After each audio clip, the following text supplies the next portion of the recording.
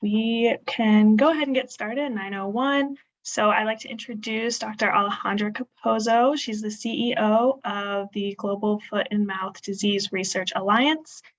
She'll just welcome you to the webinar and introduce our speaker. Over to you, Alejandra. Thank you. Thank you so much, Tessa.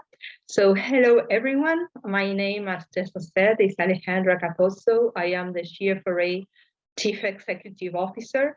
And on behalf of the GFRA Executive Committee, I am delighted to welcome all of you to the first GFRA webinar series that will be starting today with one of the GFRA's favorite speakers and an expert on FMD pathogenesis, Dr. Jonathan Arzt from ARS. So thank you so much, Jonathan, for being with us today.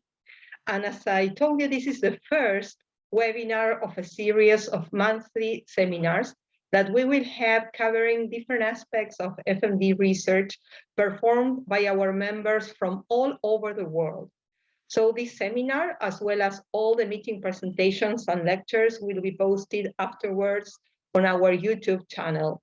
Please have a look at the chat where you will find the link to our YouTube channel, to the GFRA webpage, and our Twitter as well. You can follow us on Twitter and you will keep updated on our activities there. All of you who have already registered to this webinar will be automatically included in our mailing contact list, and you will receive emails with updates on our activities, including webinars, research calls for funding, scientific meetings, newsletters, research topic publications, gap analysis reports, and all other of the very many activities that we have. If you know about a colleague who would like to receive our update email, please ask him or her to write to us to the email on our webpage, and we will add this person to our contact mailing list as well. So thank you, Jonathan, for being with us today for the launching of our webinar series. Mariano will now introduce Jonathan properly. I just want to remember you that you can ask questions at any time during the presentation using the Q&A button. As Tessa told you, at the lower part of your screen. Please do not use the chat for this purpose. You will find information on the chat. So that said, I hope you all enjoy this webinar, and we encourage you to keep on taking part of the GFRA activities. Thank you. So Mariano, it's all yours.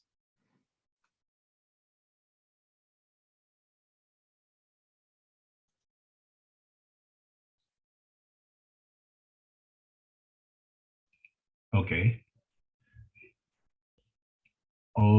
Well, thank you, Alejandra. I will just give you a brief description of the background of Jonathan. We will be moderating this talk together with Nagendra and Alejandra, and we will manage to transfer the questions from the audience to John.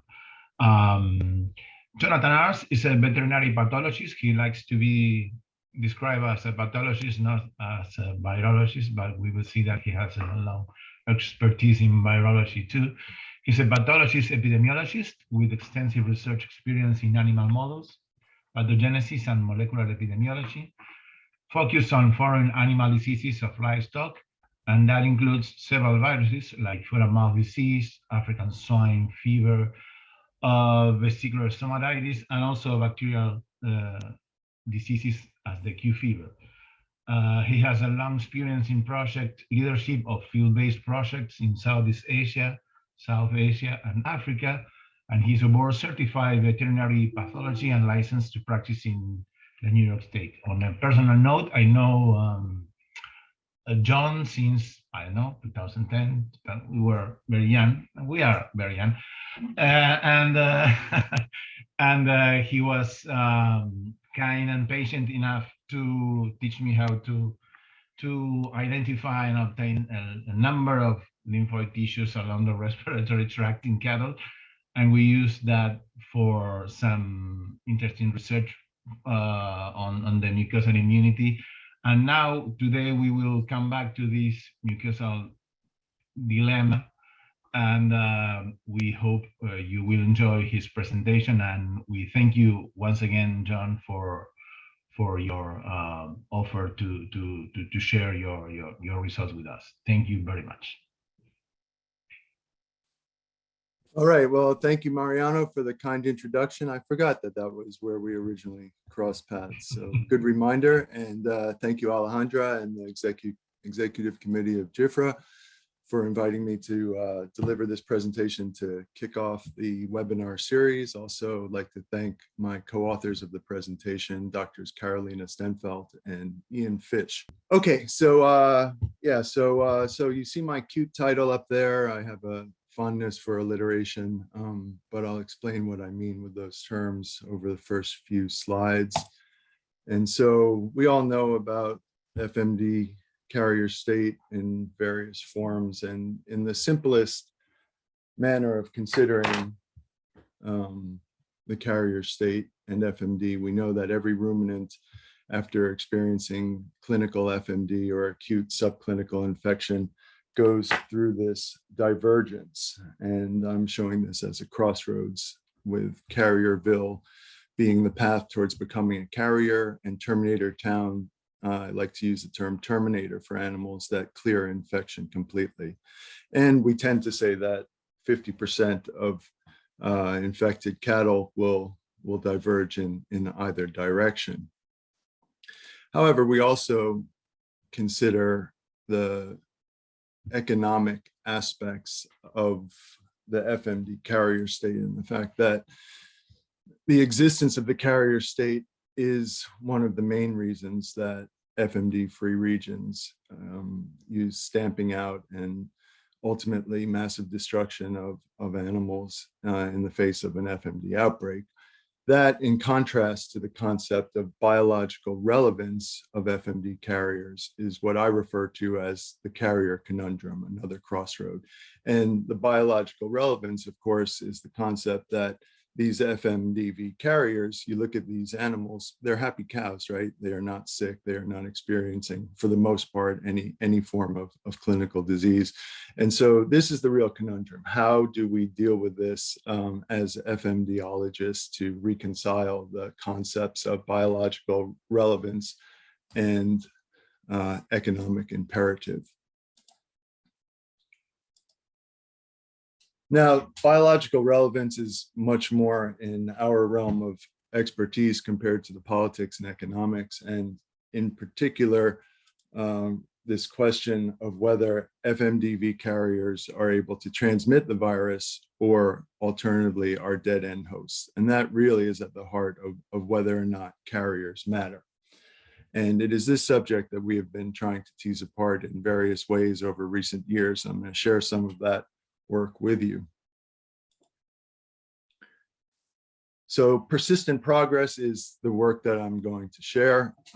It is largely contained in these two papers that I've included at the bottom here, but builds upon 10 or 15 years of cumulative efforts at Plum Island Animal Disease Center and ARS, working on different aspects of FMD pathogenesis. And the real less cute but real scientific title of the work that I'm going to deliver is this here: FMDV diversity in the context of carrier co-infection pathogenesis. So the key words there: co-infection pathogenesis and FMDV diversity. And so a little bit of targeted background information, even though we're all FMD experts here. The simplest schematic of FMD pathogenesis in cattle that I can put together is this here. It starts with a cow getting infected by a virus. Primary infection occurs in the nasopharynx for the vast majority of animals. Those animals move on to the clinical phase, in which they have foot and mouth disease. And after foot and mouth disease, they enter what we call the transitional phase, this period during which an animal has that divergence crossroads, either becoming a terminator, completely clearing the virus, or becoming persistent infected carrier animal. Now, less famous than the carrier state is the concept of neoteric subclinical infection. Now, some animals will get infected in their nasopharynx, but never go on to have clinical disease. Rather, they go through this early phase in which they have subclinical infection in the pharynx. And these animals similarly enter the transitional phase and diverge between terminators and carriers, just the way a clinical animal does. Now, how does neoteric infection occur and why? Well, vaccinated animals are protected from clinical disease, right? But they still get infected. Animals can have naturally occurring immunity and subsequently get infected again and have no clinical disease. And then there's this scenario of host adaptation, most famously referred to in the context of African buffalo or cattle infected, indigenous cattle in Africa infected with the SATs, where there is very little or no manifestation of clinical FMD despite infection. Now, one of the important differentiating factors between neoteric subclinical infection and the carrier state is that these neoteric subclinical animals, they do shed a lot of virus. So similar to a carrier, there is no sign of foot and mouth disease, but these animals are shedding FMDV, whereas carriers have virus in their pharynx. They can be detected with a probang by scraping the pharynx, but they typically are not actually shedding the virus. So we've spent a lot of time and published various papers characterizing the primary infection and persistent infection sites. Primary infection, as I mentioned, in cattle is almost exclusively in the nasopharynx. Persistent infection is exclusively in the nasopharynx. And when we insert a probang into the mouth of an animal, we have this inconvenient aspect that we're passing through the oropharynx to get our sample, but where we're doing our scraping is back here right at the edge of the nasopharynx. And so even though it's called oropharyngeal fluid or esophageal pharyngeal fluid, the relevant material that comes out of a probang are the cells that we scrape from the nasopharynx right here. Now, when we look at this nasopharynx microscopically, we see it's a very heterogeneous tissue. However, the infection with FMDV occurs in very predictable regions. It's in this follicle-associated epithelium that sits on top of these lymphoid follicles. And here in this lower panel, you see these very few red little specks. Those are FMDV infected cells. And I should emphasize that it is not the case that you pull out any piece of nasopharynx, put it on a slide, stain it, and you find this virus. This is maybe 1 in 100 sections that you are able to actually find these little specks of virus, as you see here in persistently infected nasopharynx. Now, you look at an acutely infected nasopharynx. This is 12 hours after infection. It looks very similar, right? And so a few red specks, FMDV infected cells within the epithelium of the nasopharynx. Subtle differences, but essentially indistinguishable from the localization of the persistent infection. So yes, we've spent a lot of time working on FMDV pathogenesis in the laboratory with an emphasis on looking at various aspects of persistent infection. In another compartment of our lives, we do this other body of work, which is looking at persistence in the field, looking in the epidemiology in endemic regions, looking at various aspects, molecular epidemiology, modeling, and descriptive epi. And over the years, we've done quite a bit to try and find common ground between these disciplines. I like to be inclusive and integrative and have found various ways to merge the concepts of pathogenesis and epidemiology. However, it's really only in the last 5 years or so, through our increasing familiarity and expertise with Illumina platform next generation sequencing, particularly in the high throughput generation of FMDV full length sequences, that we have sort of entered what I like to think of as next generation of integrative pathogenesis research. And those are bodies of work that really span all the disciplines that I've just mentioned here and some others, as you may have seen in some of our recent papers, and that I'll describe as we move through this presentation. And so it is with this concept of convergence of research themes that we moved in the direction of thinking about the pathogenesis of co-infections with FMDV. So it's known that co-infection occurs under natural conditions in areas of endemicity of the virus. There are various implications for co-infection, but one of the main ones is the concept of emergence of new strains, particularly through recombination. And I mentioned vaccinology here in passing because if you think about it, what is a live attenuated vaccine other than a subclinical infection that might subsequently be challenged with a virulent virus, thus leading to co-infection? And that was one of our thoughts as well, to try to move down the path of understanding interaction of viruses, both in terms of endemicity, but also towards the path of potentially LAV. And much of this, is unknown pathogenesis-wise, and very little work had previously been done on co-infection.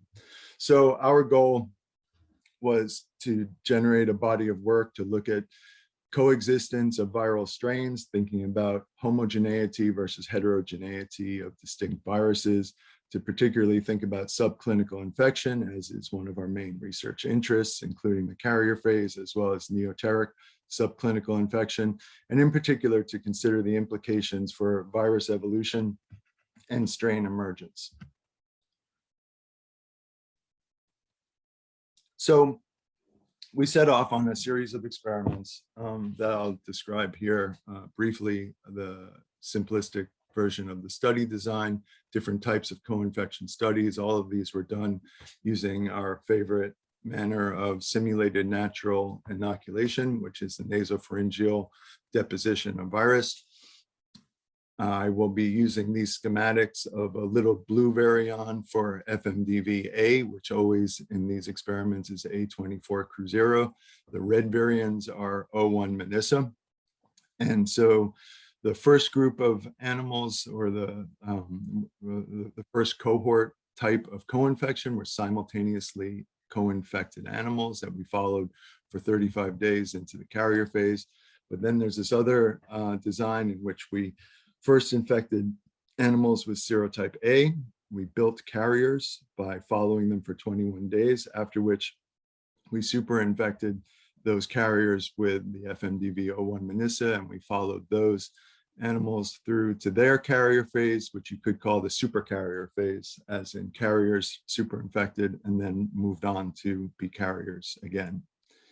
So I'm going to talk about the simultaneous challenge group first. So co-infected in intranasopharyngeal deposition, followed them for 35 days, extensive sampling of blood and swabs and OPF, and collecting vesicles along the way. And then at the end, euthanized, necropsied, and harvested various tissues from those animals. So here's a view at the antemortem viral dynamics of these simultaneously challenged animals. The time is on the x-axis, individual animals on 1, 2, 3, and 4. And so in the acute phase of co-infection, these animals had very typical foot and mouth disease. They had dual viremia and dual shedding of both viruses. And these animals, when they reached the carrier phase, they were all carriers. So we had 3 carriers of the parental A virus. We had 1 carrier with the parental O virus, and there were no recombinant viruses detected in the OPF of these animals. And again, okay, so no recombinants in OPF, no recombinants in acute phase, transitional phase, or carrier phase. So along the way, we collected vesicles from these animals. We characterized these vesicles by real-time PCR as well as next generation sequencing. And what we found is that some animals had exclusively O vesicles, some had exclusively A, some had O and A individually. And there were examples of vesicles that contained both the O virus and the A virus simultaneously. However, there was no recombination of the O and the A viruses, even in those vesicles that had very fulminant and high titer replication of both viruses. So we want to look at the diversity of the FMDV that was occurring in different sites. And so we used our high throughput next generation sequencing and compared the diversity that we found in the vesicles to that which we found in the nasopharyngeal region, and can think of the diversity as SNPs or point mutations per vesicle. And so for the vesicles, it was relatively low. There was relative clonality of the FMDV that we recovered from the vesicles at about 2.6 SNPs or mutations per vesicle, whereas the OPF that we collected had about 10-fold greater diversity. And again, no recombination, neither in the vesicles nor in the nasopharynx of animals that were simultaneously co-infected with both viruses. Moving on then to the superinfection model, or staggered challenge, as I may refer to it.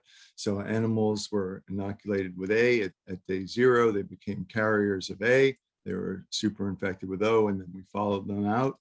And so these animals, similarly, they had very typical foot and mouth disease in the first acute phase.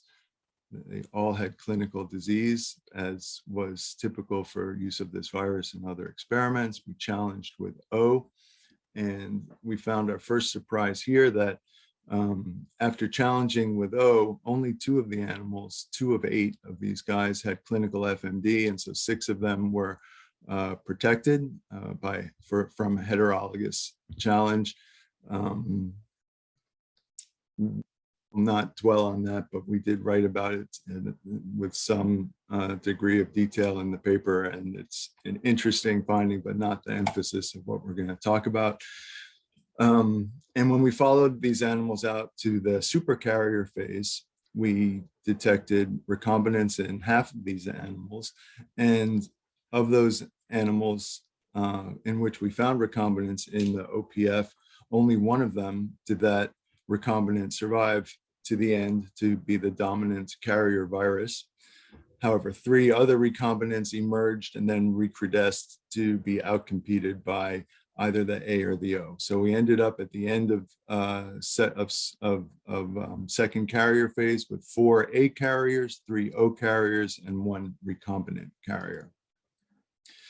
So now thinking about the diversity of the viruses, the recombinants that we recovered. And so here you're looking at dual representations of, I think it's 17 distinct viruses that are on both panels. The difference is the upper panel shows the alignment to the O1 Melissa parental virus, whereas the lower panel shows alignment to the FMDV A24 Cruzeiro.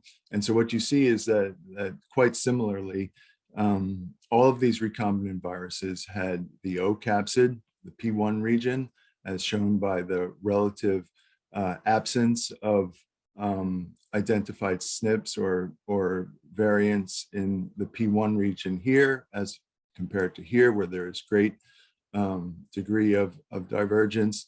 Non-structural regions P2 and P3, however, are more similar to the A24 parental, with some exceptions that we see in this region of 3C, 3D.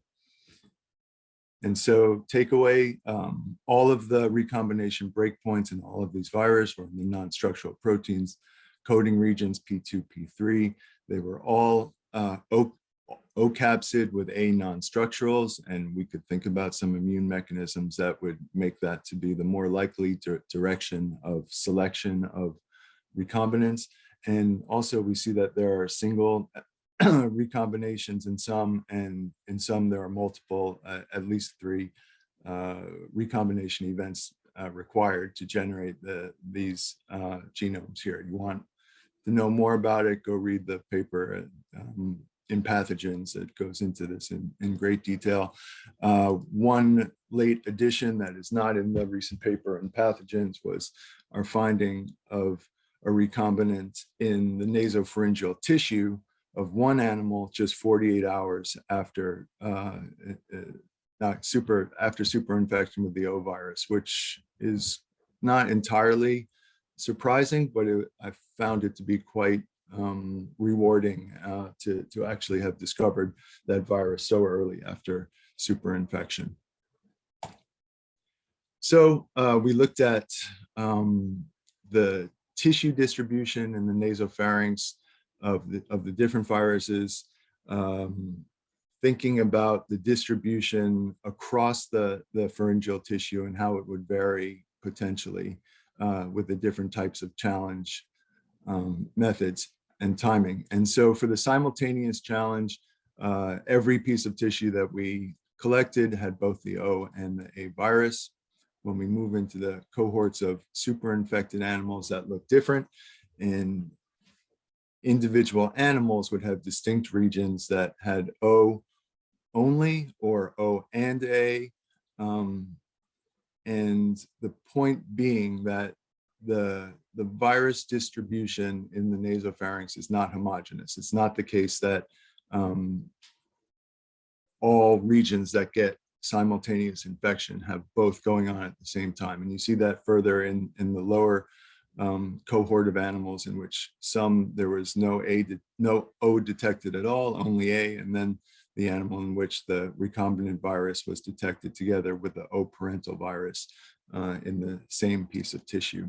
And so when we look at this microscopically, we look at see the distribution of O menissa labeled in red and A crucero labeled with green in the nasopharyngeal epithelium.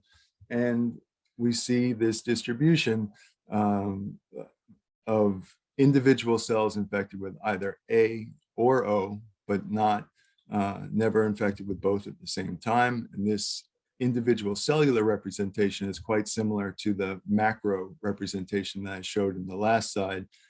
And here, this is the simultaneous co-infection version. And when we go to the super-infection version, it actually looks very similar. And of course, what we're hoping to find and what sort of has to be going on is individual cells are infected with both viruses, but we did not find that. You could convince yourself that these two cells maybe are closer together and interacting in a way that they're swapping viruses, but we were not able to find that. But the amount of work that went into finding just what you see here is sort of indescribable to anyone who has not sat at the microscope like myself or Carolina Stenfeld to find these foci that actually contain both viruses. So back to the crossroads and the question, do carriers matter? So you look at a typical carrier animal that has one virus, look at the viral dynamics over time. The purple line is detection of FMDV in OPF by probang, whereas the green and blue are detection in oral and nasal secretions, which disappear while the animal continues to have virus in the OPF. However, now you look at these super infected animals that go through a first carrier phase that is similar to what we see on the left. However, super infection, now these are animals that are acutely infected again, and they're shedding FMDV-O at the same time as being carriers for A. And so it is a far more complex scenario and leads one to question, particularly considering the fact that we know that those recombinants exist, is this a suggestion of a different biological relevance compared to the classic concept of a single infected carrier? And so the shedding is obvious here, but the real question, of course, is transmission. Will these superinfection recombinant viruses be transmitted from these supercarriers to naive animals? And so we set off on the path to try to test that hypothesis. And this is our most recent round of experiments where the front end is the same. We have first infection with A, super infection with O. But what's different here is in the acute phase of superinfection, we moved in naive animals to test if transmission would occur, and we followed for 14 days to see if those animals would transmit, hopefully during subclinical phase of infection. And just to make our lives more complicated, we decided to swap the O and the A and see if we could determine if similar or different processes were occurring when superinfection went O to A rather than A to O. So the results of this work are still in progress. The short answer is that it was very tricky. It was more challenging in ways that we did not anticipate. My gut feeling is that we probably have not shown or will not detect transmission of recombinant viruses here, but we're not there yet to know for sure. The real challenge was that you just can't predict when your superinfected animals are going to be clinical with virus number 2 as opposed to subclinical, and it led to quite a bit of complexity that is proving to be quite a challenge in the analysis phase. But stay tuned, that work shall be forthcoming in various forms. However, some aspects of the genomics that we have already started to see similarities and differences from the A to O experiments. So here again are the recombinant viruses from the earlier experiments that I showed, in which the viruses exclusively have O capsid and A non-structurals, as expected based on immunological processes. However, in the animals that are primarily infected with O and then super infected with A, things already are looking a little bit different. This is preliminary, and I don't want to go too far out on the limb, but for one thing, we have seen some evidence of recombination in the 5' UTR. And though this one dude here has the A capsid as expected and the O non-structurals, there are other viruses that actually do still have the O capsid in addition to segments of A. And again, I don't want to go out too far on the limb, but the interpretation to me is that these represent multiple recombination events, and probably there was an A capsid recombinant that then swapped out again, but we don't know for sure about that yet. So wrapping up this segment, let's see what we've learned so far. So simultaneous co-infection challenge resulted in mixed acute infection with dual viremia and some dual vesicles. At the end of the experiment, there was persistence of only one virus at a time, either one of them. There was no detection of recombination anywhere in the animals subsequent to simultaneous challenge. However, by contrast, superinfection of carriers or staggered challenge resulted in FMDV recombination in the nasopharynx detected in tissues and OPF in multiple cattle as early as 48 hours after superinfection. It was exclusively O capsid and A non-structural regions for the most part. And similarly, again, there was persistence of only one virus at a time with detection of A and O about the same prevalence, and the recombinant at lower prevalence. Now, a few concepts or notes about the concept of diversity. Remember that there was 10-fold greater diversity of FMDVs. This is not thinking about recombination at all, just the accrued SNPs, 10-fold greater diversity in the OPF compared to the vesicles. Recombination seems to be specific to the nasopharynx in the neoteric superinfection of carriers, at least with the animals that we've looked at. And it is quite rapid, it is quite frequent, and there's quite a bit that we still don't know about it. Now, before I wrap up, one similar but different from the field insight. So this that I'm going to share now is a body of work that we did in collaboration with counterparts in Pakistan. Umar Farouk wrote this paper, and I give Luis Rodriguez credit for study design that led us down the path of this body of work. So around 2010, this work was done in Islamabad. We followed 300 vaccinated buffalo on 30 farms doing probang sampling over the course of a year. This was all about subclinical infection. There were no outbreaks on any of these farms, luckily.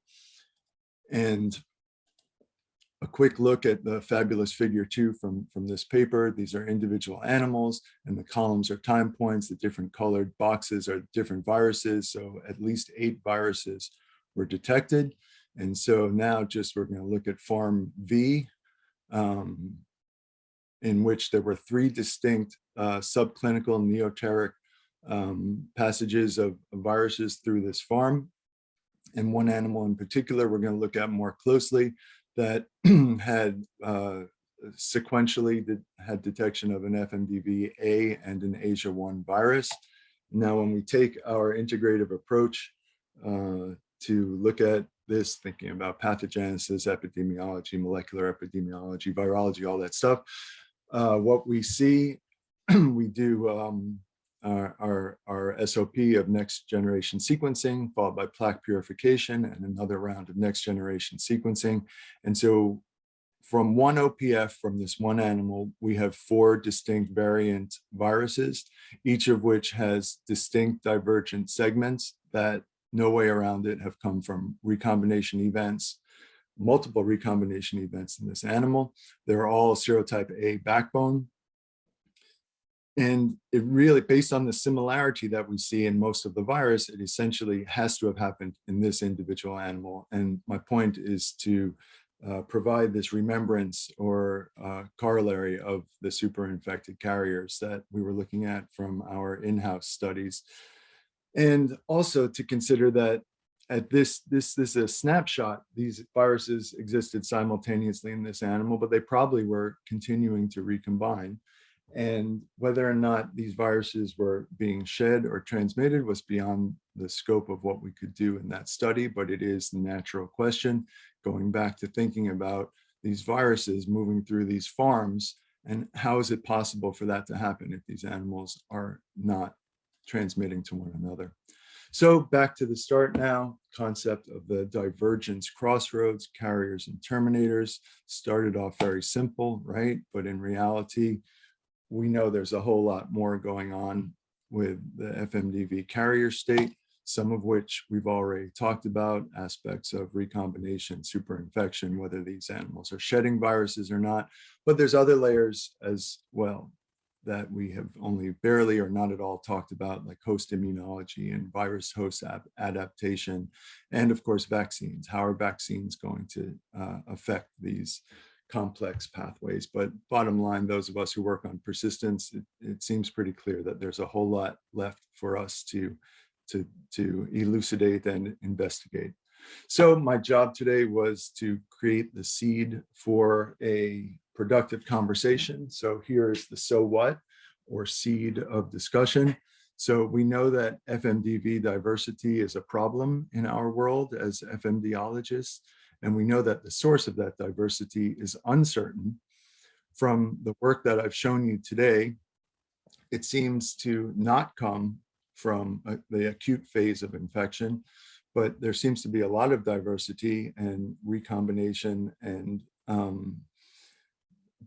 diversity both from recombination and point mutation over time that seems to be occurring from this phenomenon of superinfected carriers. And so I leave with the question, might this be the source of FMDV diversity on the planet? Is this where new serotypes came from back in the ancient times?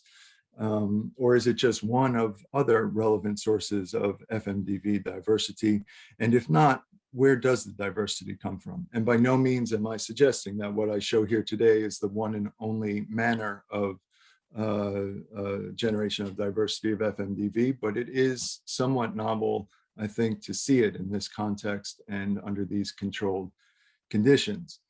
Another concept for discussion maybe is, what about COVID? We know that SARS-CoV-2 infects humans in the nasopharynx, and we know that it in some cases causes persistent infection. And there are some similarities and differences that one might consider. And ultimately, final question, of course, do carriers matter?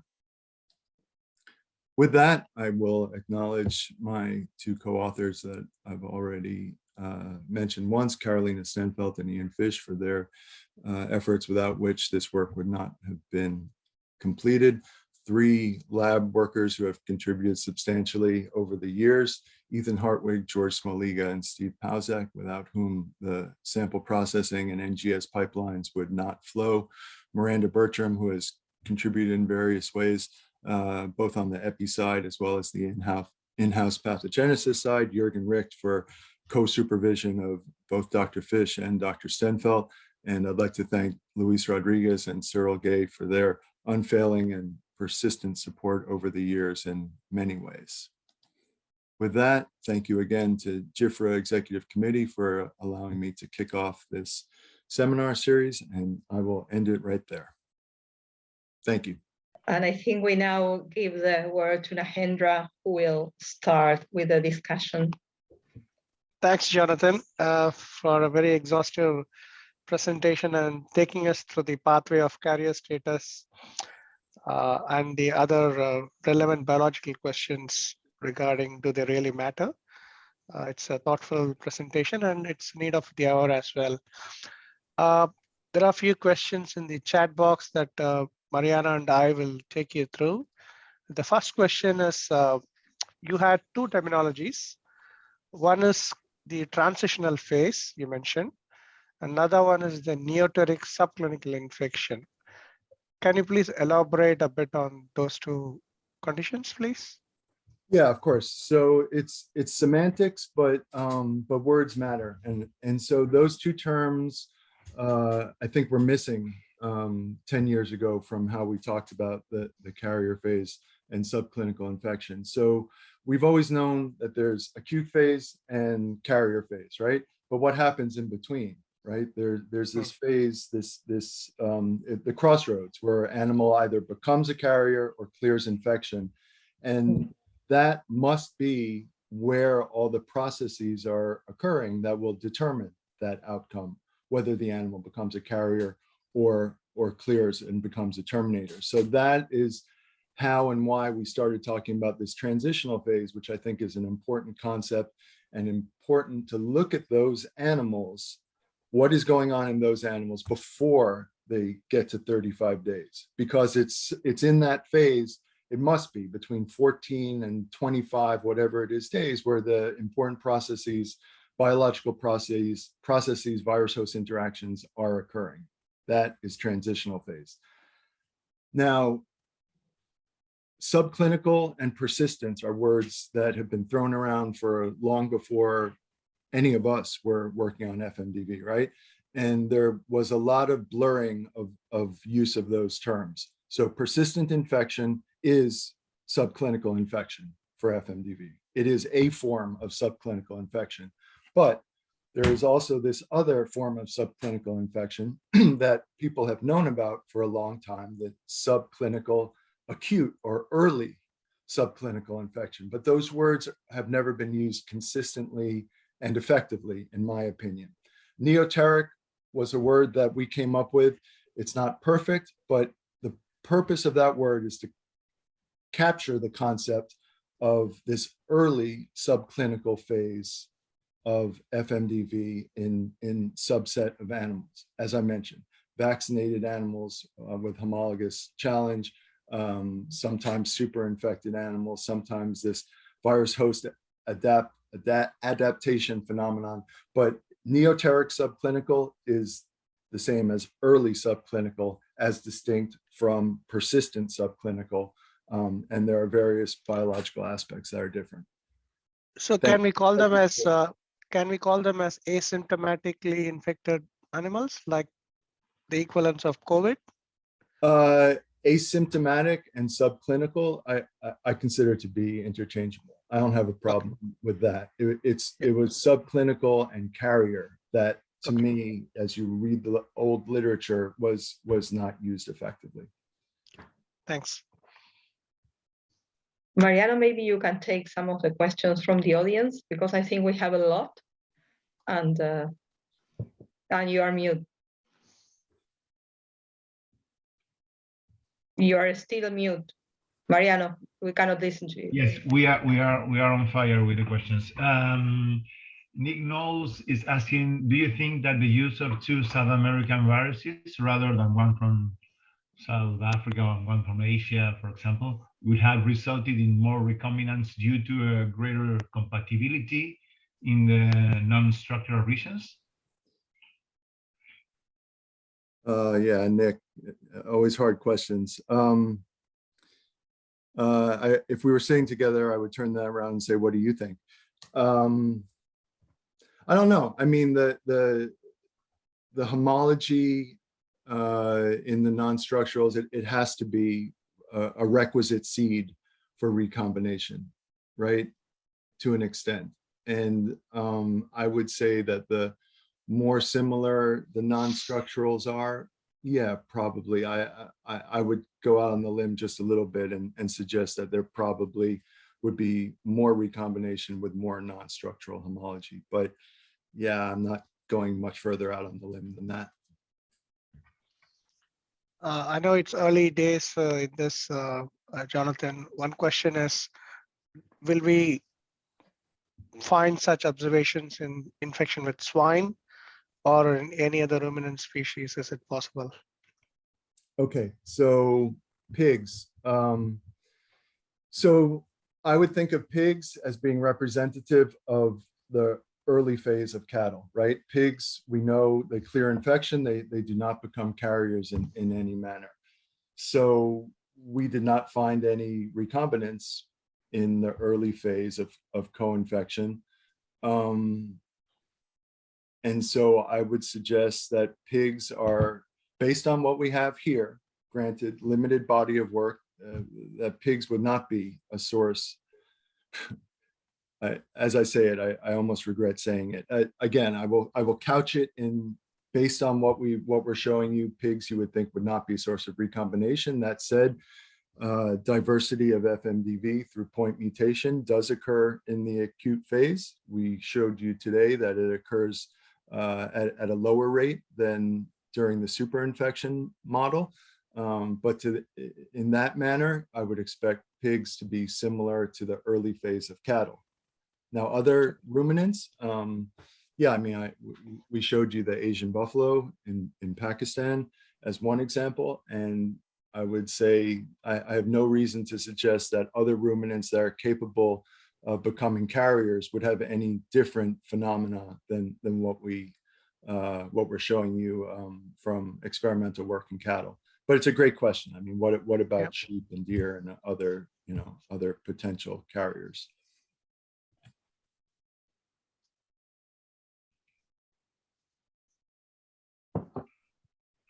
Okay, we have another question from Fearbright, from Donald King. He's asking, can't the greater number of substitutions in carrier animals compared to lesions be accounted for by differences in time? It is acute infection versus longer times for samples collected from carriers. Yeah, that's a great point. And I would say that time absolutely is a relevant factor. But consider, how much does that matter? I mean, it matters mechanistically and scientifically, right? But how much does it matter as compared to the concept of where does that diversity come from out in the molecular epidemiological diversity of FMDV on the planet? And so does that diversity exist because of the acute phase diversity generated in cattle, pigs, buffalo, whatever, that then gets transmitted more? I mean, we know that the acute infection transmits more, but is there enough diversity being generated there to account for what we see globally, as compared to the greater diversity that, yes, accrues over a longer period of time, with time being a factor? And remember, these were 30-day post, approximately 30-day post. What if it was 3 years post? Think about the amount of diversity that accrues over 2 years, and then potentially is complex with a neoteric superinfection, and that virus gets out. So yes, I agree with Don that it is, short answer, it is partially a product of time, but I think that concept doesn't alter how we should think about the effect on overall diversity across the planet. Thanks, Jonathan. There's one question from Dr. Pontipa, who is a professor in one of the universities in Thailand, and she teaches veterinary virology. And she's been using your publications to teach students about carrier status and FMD infections. So her question is, did you try to recover virus using permissible cell lines, such recombinant viruses? Did you attempt to? I'm sorry, what kind of cell line? Permissible cell lines like BHK or LFBK. Did you, once you identified the recombinant viruses, did you try to recover viruses from such samples and cross-check? So Okay, so we screen, our preliminary screening of samples is by real-time PCR, strain-specific PCR. But after that, all of the genomics work on OPF is always unpassaged material because we don't get enough RNA from the raw sample to get good high enough quality reads to do the genomics. So those are all passaged, and it's all done on LFBK alpha V beta 6 cells. So they are permissive cells, and you know, a natural next question is, well, how much does that affect what you're seeing? And it probably has some effect, but over time, we have looked at this quite exhaustively to try to understand that potential confounder.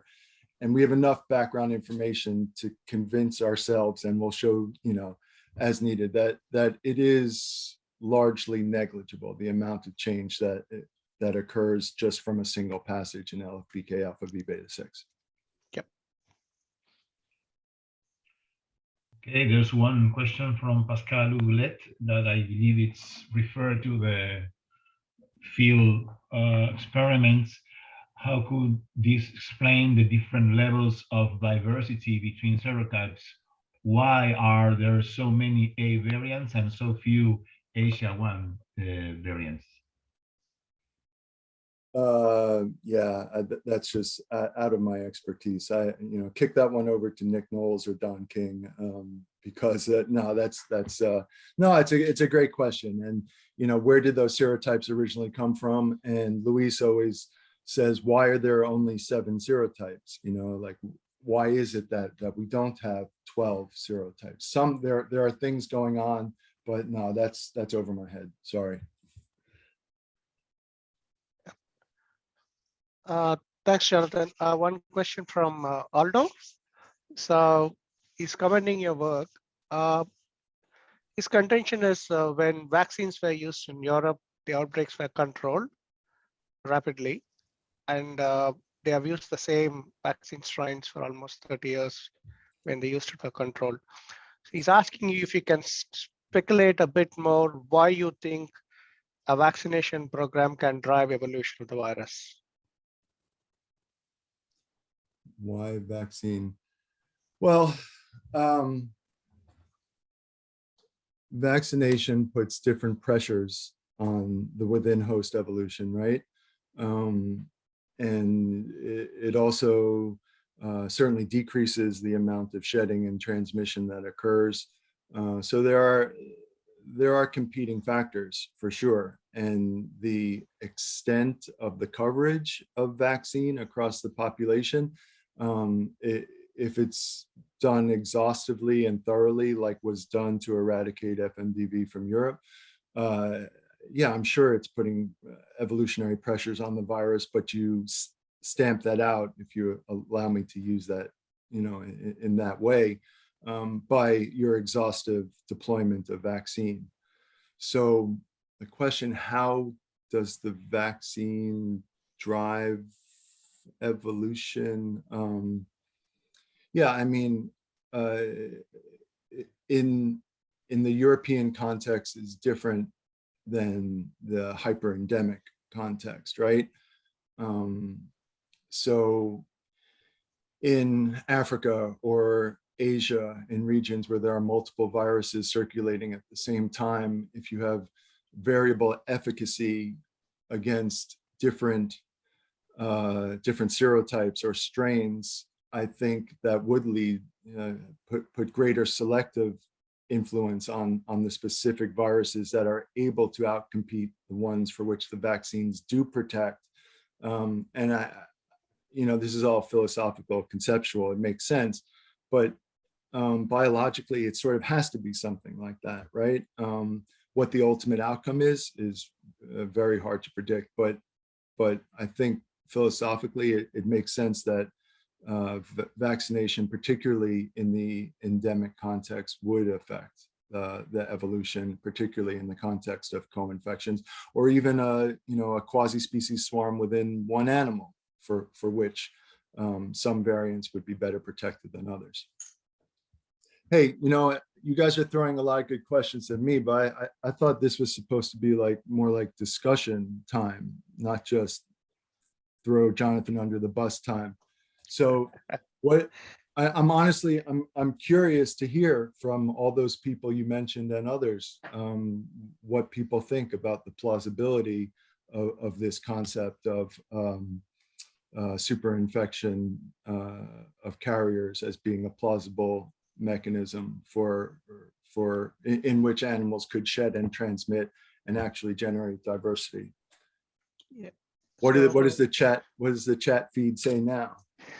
So the chat says, like, can we replicate these things in small ruminants? Would the same thing happen in small ruminants? Because most of the small ruminants are asymptomatic, or we miss the symptoms, like especially in goats, for example, they show a transient lameness and then they walk off. But can these events happen in goats, and then they still, when they're used in mixed farming systems, they can carry the virus and transmit the virus? So that's one chat that is going on. Another interesting thing is we have a lot of full genome sequences in the GenBank. Has anybody looked at recombination with these full genome sequencing? But I would answer that most of the full genome sequencing were derived using Sanger sequencing mostly. But if you can look at the NGS database and then see with the naturally occurring infections, somebody can mine the data and find out if such things actually happened in the field before, so that we have a conclusive proof of our experimental evidence. Yeah, well, look, the thing about subclinical infection in small ruminants, I mean, I don't entirely agree that small ruminants don't ever have FMD. I mean, sometimes they're very sick with very bad FMD, right? But no, I do believe that subclinical infection in those animals would be similar to what we talked about in cattle. As for the archives, yeah, people have done that, including our group.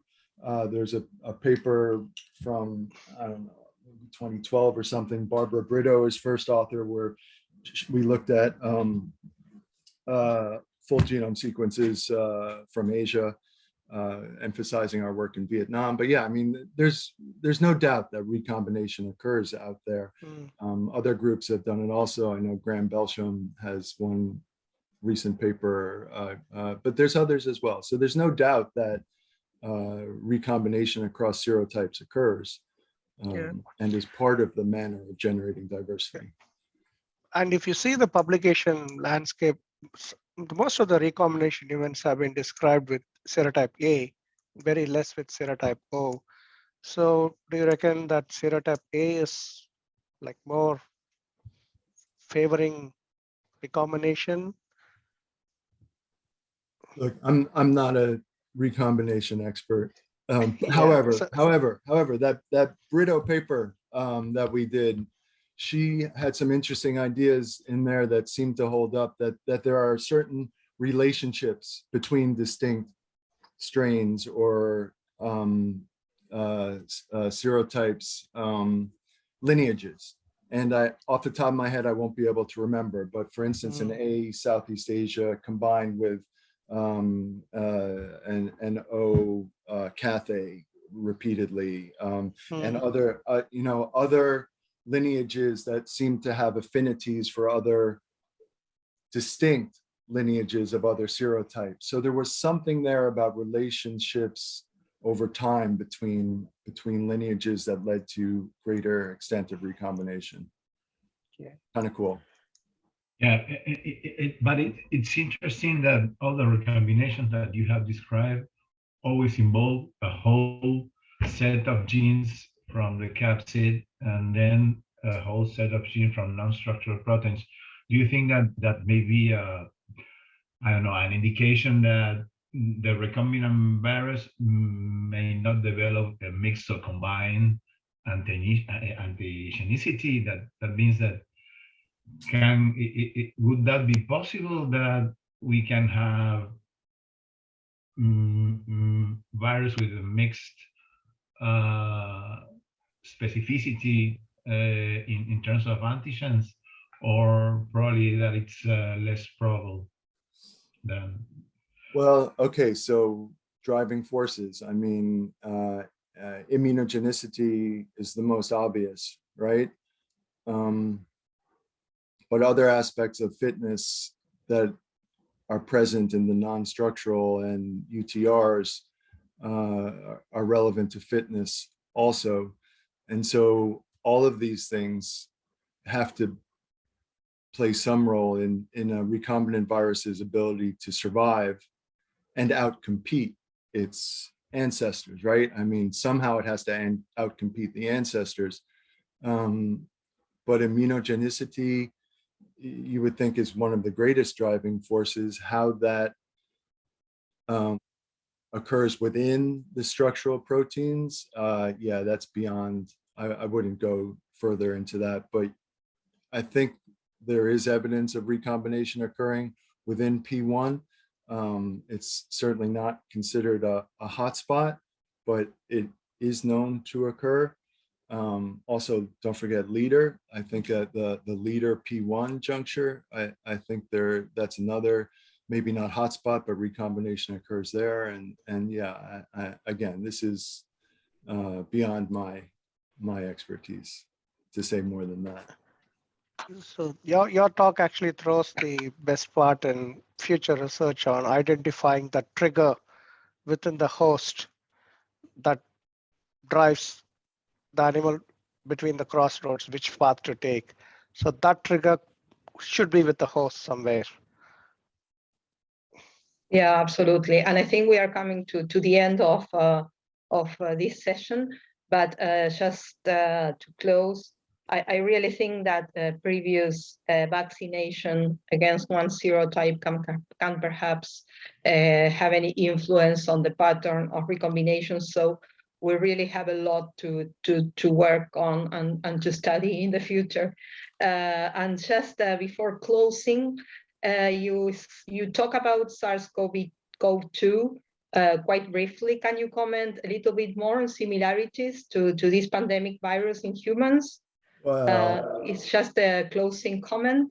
yeah, I think that's called, what do they call that? Door latch comment or doorknob something. Look, two things come to mind that are very interesting.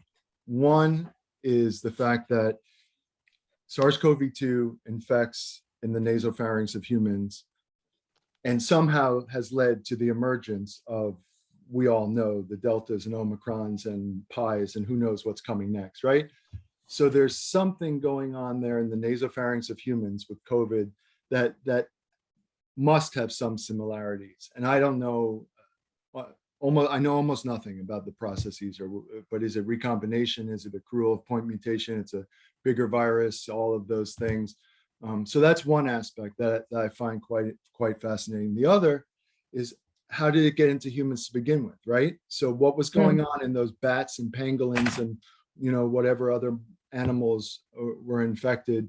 In what part of their anatomy was that nasopharynx, and did that mutation in that region in those animals, similar different processes lead to a virus that then was able to infect humans efficiently and transmit? So both of those, the species leap as well as the accrual of variants of SARS-CoV-2, I think both of those are quite interesting concepts in the context of what we're talking about and seeing here with FMDV. Yeah, I agree completely. Okay, Jonathan, we have a lot of questions that, of course, we couldn't address in the very short time that we have. We will try to get them all and send them to you to see if you can answer at least some of them.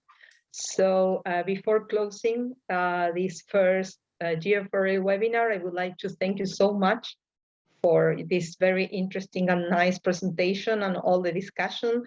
And of course, all the attendees for staying there, for participating. And we expect to see you all in a month's time for a new webinar that we will announce shortly. So thank you so much. Thank you, Jonathan, again. Thanks all of you. And you will find this seminar on our YouTube channel shortly. So thank you. Just a big applause across the screen, and hope we can meet in person soon. Thank you. you Thank so you. much. Thank you all.